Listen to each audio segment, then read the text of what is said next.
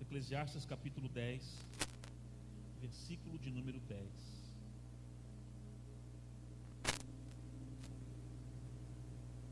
Essa palavra desceu no meu coração à tarde.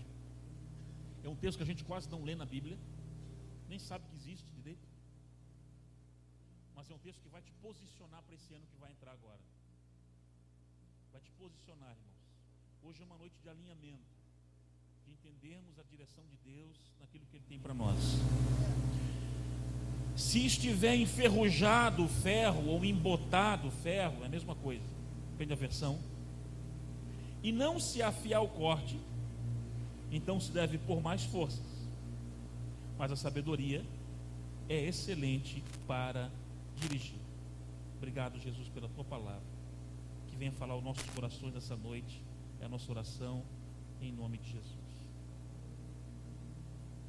Tem noites, irmãos, que nós chamamos, é noite de pessoal cair na unção, de dons e tal. Hoje me veio muito claro que é uma noite de alinhamento, de posicionamento para o ano, já para esse final de ano e início que vai entrar. Veio muito claro no meu coração. Eu quero falar sobre a importância do preparo nessa noite. A palavra dessa noite é a importância do preparo. É engraçado que ainda hoje eu assisti ali no Globoesporte.com lá, uma entrevista do Tite. E eu não sei porque que eu fui ver uma entrevista do Tite, o técnico do Corinthians, aí campeão. O corintiano ali, né?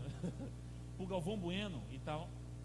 E aquilo foi assim uma confirmação da palavra. Porque o Tite começou a falar da conquista. Ele é um cara, hoje é considerado o melhor técnico disparado do país, ou seja, ele em primeiro e o segundo para baixo lá atrás.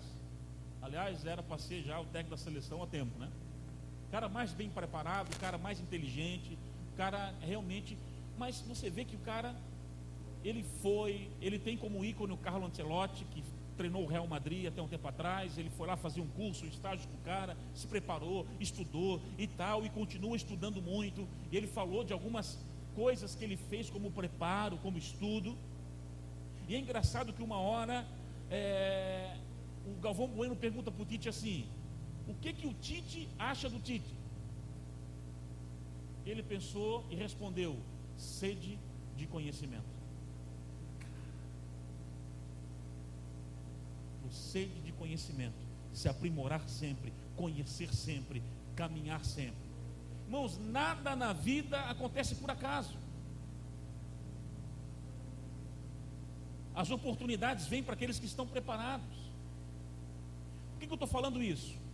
Porque eu vejo nesses últimos 3 meses, principalmente, desde que nós assumimos a igreja aqui há 5 meses e meio atrás, Deus liberar muitas palavras proféticas, irmãos. Você viu um número de palavras proféticas que a igreja recebeu, que os irmãos receberam.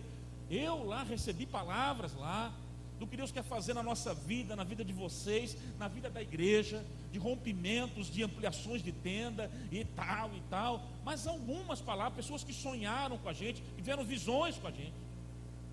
Agora, uma coisa é certa: é bom saber que temos promessas, é bom saber que Deus vai nos usar.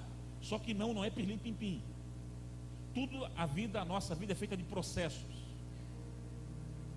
E é o tempo de nós investirmos pesado em preparo. Principalmente você que tem um chamado. Se preparar para aquilo que Deus tem na sua vida. Se preparar, estudar, conhecer a Bíblia, conhecer a Deus, conhecer o meio aonde você entende que o Espírito Santo vai te usar. Enfim, se preparar de uma forma adequada. Porque Deus, Ele não vai colocar uma Ferrari na mão de uma criança de 6 anos de idade. Isso é loucura. Deus não faz isso, não vai matar você. É que nem eu dar uma moto para Lelê. Não. A minha filha menorzinha, caçula. Para filhos maduros e preparados e que entenderam o processo, Deus vai começar a colocar coisas grandes. Então, ao mesmo tempo que há uma nuvem de rompimento muito grande e de avanços, é um tempo de nós começarmos já esse final de ano, começar a pensar nisso e entrarmos em 2016 pensando certamente que rumo que nós vamos dar para a nossa vida. E eu vou falar individualmente para o teu chamado. Eu vi uma frase num rodapé. A Jorpeme não tem aqui, né? Uma empresa comercial que dá cursos para líderes e tal. E eu recebi uma vez na empresa onde eu trabalhava um jornalzinho da Jorpeme, e no rodapé tinha uma frase que eu achei muito interessante, que estava assim, ó: não basta apenas você querer vencer, você tem que se preparar para vencer. Simples assim. Por que eu falo isso, irmãos? Porque eu falo que hoje nós vivemos uma geração de líderes pipoca de micro-ondas. Já comeu pipoca de micro-ondas, irmão? Já comeu, que eu sei. Como é que come? Pega lá, joga, 3 minutos está pronto. Líderes que vão tocar numa geração, que vão tocar em vidas, não se faz em 3 minutos no micro-ondas. São gerados com oração, são gerados com preparo, pagam um preço, não o preço da salvação, porque isso Jesus já pagou lá na cruz do Calvário, mas um preço para poder viver a intensidade daquilo que Deus tem. É um tempo de nós não mais perdermos tempo com futilidades e coisas que não agregam no nosso trajeto para o Senhor. É o tempo de você se posicionar e alinhar com Ele para viver aquilo que Ele tem. O tempo passa rápido demais. Eu acho muito legal a história desse homem, Billy Graham, é uma história extraordinária. É um pregador que marcou o último século, um homem que varreu o país, um homem com caráter ilibado, está vivo ainda, 90 e poucos anos, se não me engano. Billy Graham é uma lenda dentro do ministério, dentro do corpo de Cristo. E uma vez aconteceu, está num dos livros dele, numa das biografias dele, ele saiu de uma convenção num ginásio assim, e uma TV evangélica local foi entrevistá-lo, e o repórterzinho assim ali, em vez de perguntar: ei, como é que foi, Deus abençoou, né? O cara soltou uma pergunta meio venenosa, uma coisa, achei até meio fora de hora. Ele perguntou para o Billy Graham assim: Billy Graham, se Jesus aparecesse para você agora, numa visão, um sonho, pessoalmente, e falasse assim: ó, Billy Graham, eu vou revelar para você o dia da minha volta, eu vou arrebatar a igreja, vou revelar só para você, será daqui a 3 anos, conta aí, 3 anos, eu vou voltar só para você, o que você faria, Billy Graham? E soltou essa no ar ao vivo, assim, peteca quente para ele. Difícil responder uma coisa assim, tão complexa, em tão pouco tempo, num bate-pronto desse. E o Billy Graham pensou: se ele revelasse para mim em 3 anos, já sei o que eu faria. Eu me prepararia 2 anos e pregaria 1. E o cara: como assim? Tu já prega uns 30 anos, cara. Como assim me prepararia? Não, eu me prepararia 2 anos e pregaria 1. Mas por quê? Porque 1 ano pregando preparado valerá por 10. Esse homem entendeu a importância do preparo, e por isso é que chegou aonde que chegou. Profissionais competentes, que são futuros empresários ou gestores de sucesso, não são aqueles que não fazem nem 1 minuto de hora extra, não são aqueles que não entendem o produto a ser vendido. Irmãos, eu trabalhei como consultor na Team Business, eu fiz parte do Blue Sales Group da Team. Era a tropa de elite da TIM no país, os maiores consultores do país. Eu fazia parte desse grupo seleto pela bondade de Deus, nem merecia isso, mas pelo meu esforço, competência, agora eu conhecia aquilo que eu vendia. Telefonia móvel, eu conhecia, eu fazia cursos online, eu estudava novas tendências de mercado, eu estudava os concorrentes, eu entendia o que os concorrentes estavam solicitando para apresentar sempre a melhor proposta, e dificilmente eu perdia um pedido, dificilmente eu perdia uma corporação. Sentava diante de diretores, diante de donos de empresa, de gestores, e dificilmente eu perdia, porque eu sempre chegava numa reunião pronto, preparado, nunca de qualquer jeito. O sucesso, posso assim dizer, ele não é uma bigorna que cai na sua testa do dia para a noite. Ele é algo que é construído em Deus, na presença de Deus, orando, jejuando, mas se preparando, tendo um preparo realmente, se esforçando para você fazer o melhor a cada dia, a cada momento, e isso inclusive na casa de Deus. Pode ser uma coisinha de nada que você possa fazer, mas aos seus olhos não é nada, mas aos olhos do Senhor é muita coisa. Mas você vai fazer com excelência, dar o seu melhor, fazer o seu melhor. Nós temos que aprender a sair daquela multidão que é apenas superficial nas suas ações e procurar fazer o nosso melhor. Nos prepararmos. Qual é a sua profissão hoje? Sou o quinto carimbador da empresa. Então tá bom, seja o melhor quinto carimbador que essa empresa já teve. Se vai ser o quarto, se vai ser o terceiro, ou vai ser o segundo, ou vai ser o primeiro, e você está carimbando outras coisas maiores já. Porque é assim que funciona. Eclesiastes capítulo 10, versículo 10, é um texto que fala sobre preparo. Talvez um dos textos mais extraordinários da Bíblia que fala sobre preparo. Porque diz assim: se o machado tiver enferrujado, não dá, vai se botar muita força, vai se perder tempo. Sem você pegar um mato assim, de fora a fora grande, pegar uma foice e querer roçar. Se ele tiver enferrujado, você vai dar, vai cortar quase nada, vai cansar um monte e vai ser um trabalho bem feio o resultado. Agora experimenta gastar um tempo afiando com a lima o instrumento. Gasta um tempo afiando e vai cortar agora. Você vai botar menos força, vai andar muito mais, o trabalho vai ser melhor, o resultado vai ser melhor, tudo vai ser melhor. Sabe por quê? Porque você se preparou. Pastor, fazer faculdade é do inferno, eu quero viver o chamado. Depende, irmãos. Se você tem um chamado missionário, vá. Até para isso você tem que se preparar, na verdade, muito. Mas enquanto Deus não deixa claro, estude, se prepare, faça uma faculdade, faça o seu melhor, aprenda um novo idioma, que aliás é uma falha minha, eu sei que eu tenho que aprender, já era para ter aprendido um novo idioma faz tempo. Isso limita muito amplitudes ministeriais e geográficas. Isso é uma falha minha, ponto para mim aqui, para mim também. Quanto mais ferramentas você tiver na mão, mais longe vai o teu ministério, mais longe vai o seu nível de alcance. E se eu, como pastor de vocês, quero fazer uma coisa, é estimular vocês a crescer. Estimular vocês a crescer, porque eu sei que vocês vão mais longe. Vocês vão mais longe. Eu às vezes sou um eterno inconformado comigo mesmo. Eu quero estar melhorando sempre, eu quero estar ampliando sempre, eu quero estar alcançando coisas maiores. Porque eu sei, irmãos, que é através do preparo que nós vamos alcançar. Então, por exemplo, eu tenho um chamado para missões, como a Aida Priscila que esteve pregando aqui, a missionária.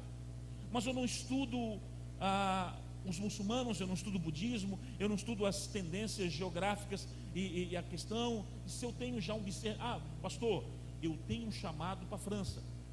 Aliás, irmãos, a Europa hoje está mais carente do que a África. A África já tem os missionários se esbarrando. A Europa vive um pós-cristianismo morto, aonde as agências missionárias estão concentrando os seus esforços agora na Europa, que vive um esfriamento espiritual sem precedente. Eu tenho um chamado para a França, vamos dizer assim. Começou a estudar a geografia, começou a estudar a cultura, começou a treinar um pouquinho de francês. A gente pensa que o chamado cai na cabeça de qualquer jeito, irmãos. A gente precisa fazer a nossa parte, senão nós vamos ficar sempre à margem. Músicos que estão aqui, graças a Deus nós temos uma equipe linda, maravilhosa, pessoas que treinam, você que quer ser um músico. Não basta só apenas eu querer tocar, eu quero dominar o meu instrumento. Eu quero ser o melhor guitarrista, eu quero ser o melhor baterista que essa igreja teve. Para eu ser o exaltado, não, porque para Jesus é o melhor, para Ele é o melhor. Então eu me esforço, eu ouço aulinhas com o meu microfone pelo YouTube, se eu não tenho dinheiro para uma aula. Irmãos, hoje em dia tem internet, tem material de graça. Isso não é desculpa para não estudar. Então você fica com o fonezinho, fica lá.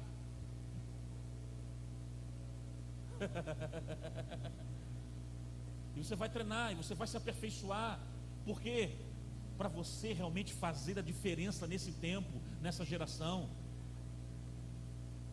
Pregadores de plantão que estão aí, já vi, pastor, eu quero pregar nas nações, eu quero pregar, eu quero ir. Você já leu a Bíblia? Não, meu Deus, não começou nem pelo básico. Nem leu a Bíblia ainda.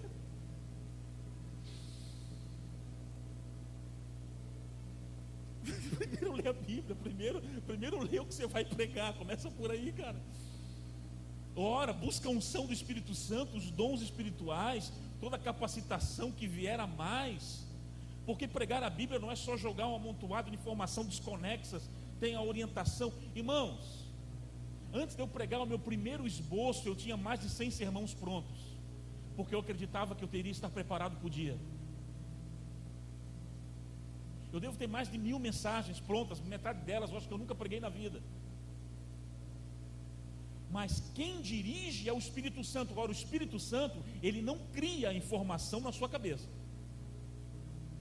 Ele faz você lembrar daquilo que você já estudou e se preparou. Faz você lembrar.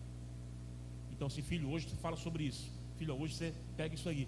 Lá no Nordeste foi assim, esses 12 dias pregando no Nordeste. Cada lugar que eu chegava, você falava, trata o assunto tal. Eu já sabia, já tinha estudado.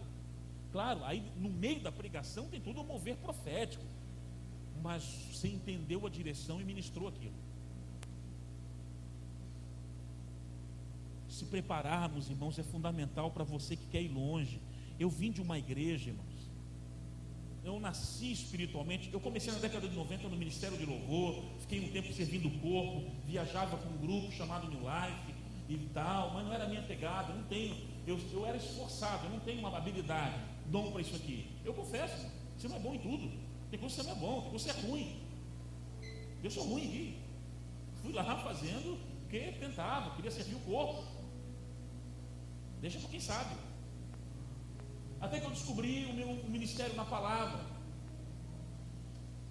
E eu congregava, eu era jovem, bem jovem, congregava numa igreja onde tinha, no culto tinha a palavra, era muito litúrgico, então tinha a palavra de saudação.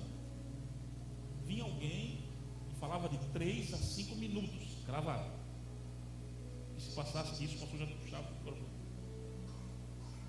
Aí, depende do culto, tinha uma palavra. Aquela palavra às vezes era de oferta, às vezes era 5 a 10 minutos, gravado. E tinha a pregação final, 30 a 40 minutos. Eu estava dentro daquela instituição religiosa, então eu queria honrar aquele ministério, sempre honrei. E eu estava sempre atento. Sabe o que eu fazia? Eu falei, eu vou ser um pregador. Então, peraí, tem uma palavra de 5 minutos, uma de 15, 10.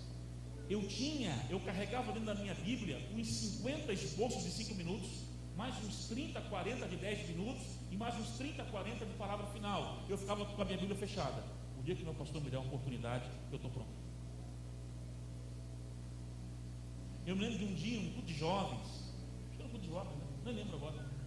Ele chegou assim, traz uma saudação. Carol lembra que eu conheci ela nessa igreja.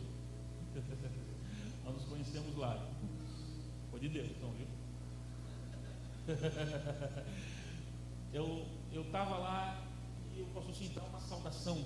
Eu já sabia, era 5 minutos. Sabe o tempo? Sei. Peguei um dos esposos, Senhor, e agora? É isso. 4 minutos, entreguei para ele. Ele foi bom, hein? Teve início, meio e fim, conteúdo e tal, legal. Fica no olho aí, menino, fica no olho aí. Mas uns cultos para frente, ele me deu assim, dá uma palavra no meio do culto aí, hoje e tal. Eu 10 minutos aquele dia, eu. Estava tudo pronto, irmãos. Até eu me lembro que eu preguei meu primeiro sermão, a minha primeira pregação. Davi e Golias, eu lembro até hoje. Eu estava pronto, irmãos. Quer dizer, pronto, a gente nunca está perfeito, mas preparado eu estava. No ano que vem, nas quartas-feiras, eu vou dar um curso de oratória e comunicação aqui. Eu estou lançando um livro até o primeiro semestre do ano que vem. Eu estou lançando o meu 5º livro, que fala o Manual do Pregador. É um livro de homilética puro. Vai ter dicas bem bacanas sobre essa questão de comunicação e oratória, bem bacana. E a ideia é aplicar isso até nas quartas e fazer o nosso pessoal também pregar mais, trazer pessoas de fora para abençoar o corpo é bom, usando aos poucos o nosso pessoal. Irmão, se você se prepara numa própria abertura de culto, você já nota quem está preparado e quem não está. São coisas pequenas, você observa quem está pronto e quem não está, quem está preparado e quem não está, quem está buscando aperfeiçoamento e quem não está. Você pode ficar a vida inteira à margem apenas e não crescer dentro daquilo que Deus estabeleceu para você. Agora, se você quer, irmãos, estabelecer, invista em você, invista em conteúdo, invista em conhecimento, invista em novas dimensões do teu ministério. Eu fiquei 2 anos praticamente trancado dentro de um quarto, antes de pregar minha primeira mensagem, servindo a Deus na igreja, mas eu entendi que era um tempo exclusivo de preparo.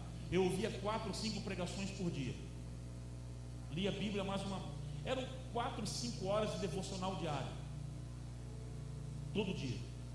Trabalhava das 10 da noite às 6 da manhã, chegava em casa, dormia um pouquinho, comia alguma coisa, trancava no meu quarto e começava.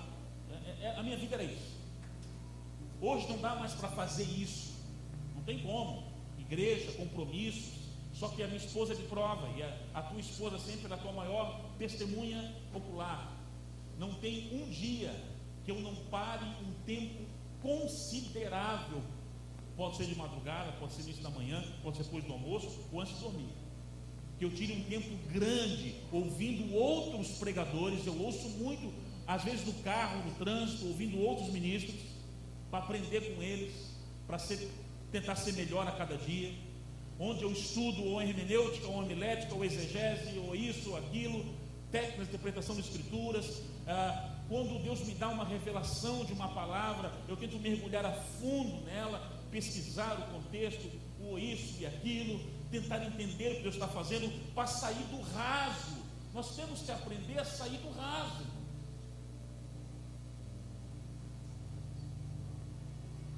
Quem que você quer tocar com a sua vida agora? Entenda uma coisa: para sairmos do raso, vai ser necessário renúncia, sim.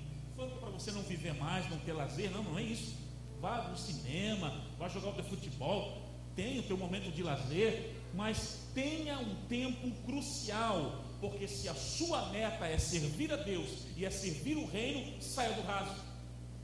Invista em preparo, invista em conhecimento. Eu estava, quando garoto, naquela coisa de faculdade não é necessário, faculdade não precisa e tal. Eu estava com isso na cabeça, até que eu fui pregar num congresso em 2008 em Blumenau, pertinho aqui. Estava pregando aqui, num congresso de jovens, 3 dias. No domingo de manhã, o pastor presidente olhou para mim e entregou uma palavra: volta para Joinville e faz uma faculdade. Eu falei: não, eu quero Deus, não quero livro, eu quero é Deus. Eu quero é Deus. Tá. Não quero livro. Cheguei em Joinville, morava lá, soube dar mais uma martelada na cabeça. Eu fiz a inscrição. Foram 4 anos bem difíceis. Os 4 anos que eu fiz administração de empresas, bacharelado. Foi bem conturbado. Mas do que isso me abriu de portas no ministério, você não tem noção. Hoje, volta e meia, eu entro em corporações, ministro para CIPATES, em algumas empresas, entro em alguns lugares por causa de Deus, mas porque também os caras enxergam um pouco o teu currículo. Eles enxergam o teu currículo. Olha, esse cara tem alguma coisa para passar. Pastor, eu vim de uma família carente, não tenho recurso. Irmãos, o teu Deus é o Deus do ouro e da prata. Ora que Ele manda. Ora que Ele manda, Ele levanta alguém. Deus sempre move alguma coisa. O que Ele quer é que os seus filhos coloquem o pé no Jordão. Bota o pé no Jordão que Ele abre. Então, é por isso que em 2 Pedro, no final da segunda carta de Pedro, ele fala: irmão, nós temos ministrado nesses últimos dias aqui muita unção, preguei sobre unção, pessoas receberam, foram tocadas, mas o ministério é equilibradamente 2 remos: graça e conhecimento. Conhecimento e graça. Um remo só não funciona. Não funciona, é os 2. Unção, dons, jejue, busca, batalhe com os demônios mesmo, como foi essa nossa viagem. Agora, se prepare. Irmãos, eu tive uma conversa, eu sentei com um pastor que comanda a Paraíba, lá numa denominação. Ele comanda mais de 200 igrejas, conhecido no Brasil e no mundo. Sentei e jantei com ele um dia. E ele: qual é a tua visão, pastor, e tal? Eu comecei a discorrer algumas coisas do reino. E ele falou assim: cara, por que você aprendeu isso? Passa tanto pastor por aqui vazio, oco, parece umas latas, sem conteúdo nenhum. Cara, a gente fez uma amizade tão grande porque ele percebeu alguém apaixonado por Jesus, mas alguém que tinha algo a transmitir. E eu falo isso não porque eu sou alguma coisa, não. Eu sou falho, eu sou limitado, eu sei disso. Tem muita coisa para melhorar ainda, a crescer. Mas uma coisa eu digo para vocês: eu procuro ser esforçado. A cada dia eu procuro ser mais e mais esforçado, porque eu quero dar para o meu Jesus o meu melhor. E eu sonho, às vezes até minha esposa fala: cara, tu sonha demais. Eu sonho com as nações. Eu sonho nós tocando como igreja das nações. Eu sonho nós tocando essa cidade. Eu sonho nós tocando pessoas. Eu sonho nós entrando em todos os leques da sociedade, e não só ser uma igreja manca que entra só num lugar só. Então nós precisamos ter pessoas sim capacitadas, doutores, médicos, pessoas instruídas para poder entrar num ramo que talvez você não conseguiria entrar, mas o cara vai conseguir entrar lá. Temos que ter pessoas capacitadas para entrar na favela também, como nós entramos, comunidade carente, e pegar, e levar alimento, e orar, expulsar demônio. Tem que ter pessoas capacitadas em todas as áreas, até porque aqui há chamados multiformes. Cada um tem uma pegada numa área, eu sei, cada um tem aqui uma veia, e que você possa identificar essa veia que você tem e se capacitar para aquilo que Deus quer fazer na sua vida. Há um preço sim a ser pago, irmãos. Assim, nada cai de graça. Queremos ser usados, mas não oramos. A nossa oração, a nossa vida de oração é aquela comida de 5 minutos fria por dia, e queremos o poder de Deus. Isso não acontece. Somos descompromissados com as coisas do reino. Se eu não consigo ser fiel nem com uma igreja local, ser comprometido com uma causa local, mas jamais Deus vai colocar na minha mão uma coisa macro, porque Ele nos testa numa igreja local. Eu sempre fui apaixonado por igrejas locais, sempre dei o meu sangue em igrejas locais. Isso sempre nos honrou demais com isso. Não honrar uma placa, o local onde Deus me colocou, porque eu aprendo que se eu der o meu melhor, irmãos, eu vejo aqui, olha para vocês, sabe o que eu vejo? Capacidade, potencial para ir muito longe, potencial para cada um de vocês. Deus quer usar vocês para marcar um tempo, uma geração. Deus quer usar cada um de vocês. Então não percam mais tempo com futilidades. Desliga um pouco aquela novela das 9, das 10, nem sei mais o que é, aquele bando de demônios que só ensina sobre o homossexualismo, e leia a palavra, estude, se capacite e se prepare para o chamado que Deus tem na sua vida. É hora de nós trocarmos polaridades, trocarmos prioridades, para alcançarmos aquilo que permanece, aquilo que vai permanecer diante do Senhor. Mas para isso é necessário posicionamento. Para isso é necessário uma decisão da sua parte. Por que eu estou pregando isso logo no final do ano? Porque você tem aí um mês para começar a mudar a rota da sua vida em algumas áreas. para começar a se projetar para o ano que vem. Cara, o ano que vem, acho que agora não dá, porque talvez 15 dias já fecham as coisas, tal, beleza, mas em janeiro, final de janeiro, eu não sei como é que vai ser, eu vou começar a entrar numa aula, eu vou fazer nós vamos ter aqui o ano que vem a EMC, Escola de Maturidade Cristã, pastor Marcelo, coordenador desse curso, vai estar à frente, começa dia 15 de fevereiro, né, pastor Marcelo? Vamos ter uma escola teológica, o básico, pelo menos, pastor, nem o básico eu não sei. Está aí, eis a oportunidade para você. Pelo menos para você cimentar o base da sua doutrina de fé. Eu saber como falar de salvação, eu saber como falar aqui, eu saber como falar aqui,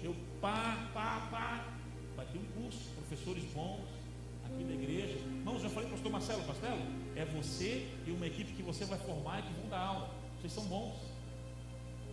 Eu não sou de monopolizar tudo não, eu não sou daquele de bater os canteiros e lá tem que fazer o gol.